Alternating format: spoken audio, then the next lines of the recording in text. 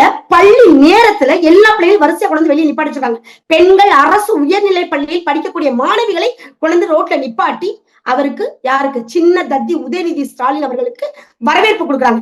எவ்வளவு ஒரு அவலமான அசிங்கமான நிலை தமிழகத்திற்கு. ஆட்சியில நீங்க இருக்கீங்க அப்படின்னா ஒரு பள்ளி நேரத்துல எப்படி பெண் பிள்ளைகள் வெளியே கொண்டு வருவீங்க? ரோட்டு கூட்டிட்டு வந்து உட்கார் நிக்க வச்சு எப்படி பிள்ளைங்களுக்கு வரவேற்பு? ஒரு அரசு விழாவை ஒரு விழா எடுக்குது அப்படின்னா அதற்கு மாணவ பள்ளி சிறார்கள் எப்படி கூட்டிட்டு வருவீங்க? நீங்க பள்ளி கல்வித்துறை தூங்கி கொண்டிருக்கிறது. அன்பில் மகேஷ் பொய்யாமொழி உங்களுக்கு உற்ற நண்பர் அப்படின்னா எதுவுமே கேள்வி கேட்க மாட்டீங்களா? ஆட்சி உங்களோடது அப்படின்னா எந்த அராஜக போக்குக்கும் போவீங்களா?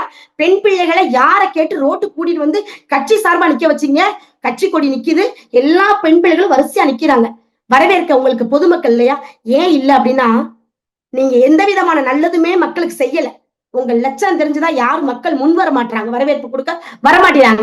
அதனால பிள்ளைகளை வச்சாதும் ஒரு விழா எடுத்துருவோம் அப்படின்ற ஒரு மூட நம்பிக்கையில எங்க ஊரு சேர்மன் நடத்தினாரு. அது மிகப்பெரிய ஒரு அசிங்கத்துக்குரிய விஷயம். கேவலமா இல்லையா?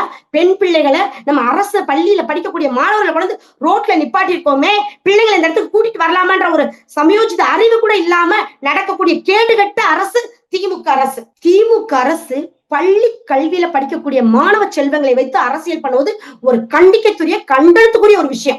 என்ன ஒரு கேடுகட்டத்தனம்!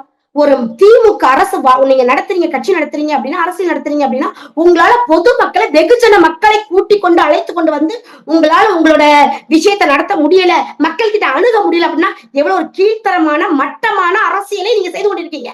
அது எவ்வளவு கேவலமான ஒரு விஷயம்.